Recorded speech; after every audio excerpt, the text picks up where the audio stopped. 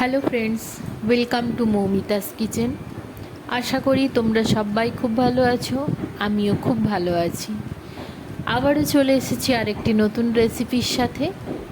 আজকের রেসিপি সর্ষে ভেন্ডি, যেটা বানানো খুবই সহজ আর খুব কম সময়ে খুব অল্প উপাদানেই কিন্তু হয়ে যায়, আর এটা খেতে খুব ভালো লাগে। তো চলো বেশি কথা না বলে আজকে রেসিপির দিকে এগোনো যাক। সর্ষে ভেন্ডির এই রেসিপিটা তোমরা শেষ অবধি দেখো, তাহলে কিন্তু বুঝতে পারবে রেসিপিটা কতটা সহজ আর কোনো ঝঞ্ঝাট ছাড়াই কিন্তু বানানো যায়। তাড়াহুড়োর সময় এই রেসিপিটা একবার ট্রাই করে দেখো, দেখবে খেতেও খুব ভালো লাগবে আর খুব কম সময়ে কোনো ঝামেলা ছাড়াই কিন্তু একদম রেডি হয়ে যাবে সর্ষে ভেন্ডি। তো চলো, প্রথমেই আমি নিয়েছি ভেন্ডি বা ঢ্যাঁড়স, যে যাই বলো।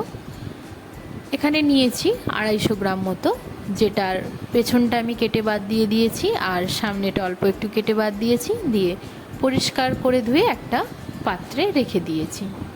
আর নিয়েছি সর্ষে বাটা, 2 চামচ সর্ষে নিয়েছি, আর 3টে কাঁচা লঙ্কা সহযোগে একটা মসৃণ পেস্ট বানিয়ে নিয়েছি। পেস্টটাকে কিন্তু অবশ্যই মসৃণ বানাবে, দলা দলা থাকলে বা দানা দানা থাকলে সর্ষে ভেন্ডিটা খেতে একদমই ভালো লাগবে না। সেই জন্য পেস্টটাকে অবশ্যই মসৃণভাবে বানিয়ে নেবে। ঝালটা অবশ্যই তোমরা তোমাদের স্বাদ মতো ইউজ করো। আমি 3টে কাঁচা লঙ্কা দিয়ে এটাকে পেস্ট করে নিয়েছি। এরপরে যেটা করব সেটাই হলো সিক্রেট ব্যাপার। তো চলো, সিক্রেট না রেখে তোমাদের সাথে শেয়ার করি। ভেন্ডিটা আমি একটা অন্য পাত্রে নিয়ে নিলাম, ওর থেকে একটু বড় সাইজের, যাতে ভেন্ডির গায়ে সর্ষেটা মাখাতে আমার সুবিধা হয়। এরপরে ঢেলে দিলাম সর্ষে বাটাটা।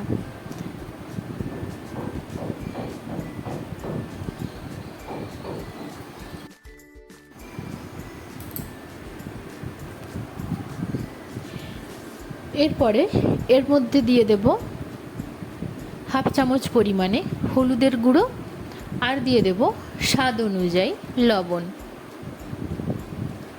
আমি এখানে 1 চামচের একটু কম ইউজ করেছি লবণ, স্বাদ মতো কিন্তু অবশ্যই লবণটা ইউজ করো।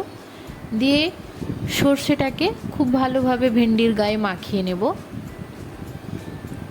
আস্তে আস্তেই মাখাবে, তাড়াহুড়ো একদম করবে না, কারণ ভেন্ডিগুলো যদি কচি থাকে না, সেক্ষেত্রে ভেঙে যাওয়ার ভয় থাকে। ভেন্ডিগুলো এখানে আমি যথেষ্টই কচি কচি দেখেই নিয়েছিলাম, যাতে রান্নাটা করতেও খুব সুবিধা হয় আর খেতেও খুব ভালো লাগে। তো হালকা হাতেই আস্তে আস্তে ভেন্ডির গায়ে সর্ষেটাকে খুব ভালোভাবে মাখিয়ে নেব।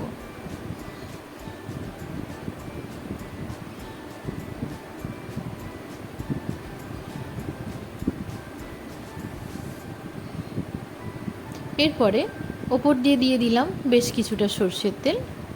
আমি এখানে আন্দাজেই দিয়েছিলাম 2 থেকে 3 টেবিল চামচ সর্ষের তেল দিলেই হবে।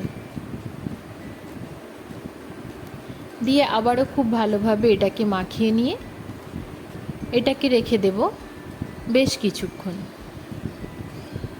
10-15 মিনিট আমি এটাকে রেখেছিলাম ম্যারিনেট করে, যাতে খুব ভালোভাবে ভেন্ডির ভেতরে মশলাগুলো ঢুকেও যায় আর ভেন্ডিটা নরম হয়ে যাবে। এরপরে কড়াই দিয়ে দিয়েছি বেশ কিছুটা তেল। এখানে আমি 3 টেবিল চামচ তেল ইউজ করেছি। তেলটাকে খুব ভালোভাবে গরম করে নেব। রান্নাটা কিন্তু অবশ্যই সর্ষের তেলে করবে, সর্ষের তেলে করলে রান্নার স্বাদটা খুব ভালো হয়। এরপরে এর মধ্যে দিয়ে দিয়েছি কালো জিরে হাফ টেবিল চামচ,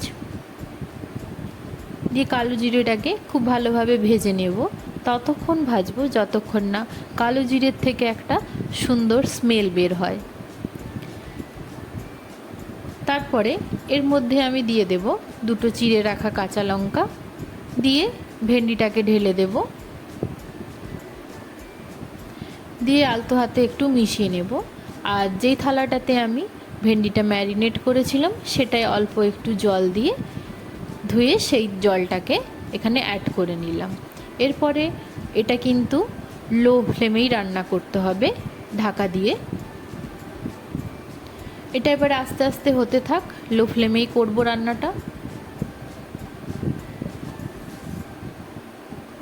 ততক্ষণ অবধি রান্না করব যতক্ষণ না ভেন্ডিটা সেদ্ধ হয়ে এসছে। রান্নাটা আমার একদমই কমপ্লিট, ভেন্ডিগুলোও সেদ্ধ হয়ে গেছে।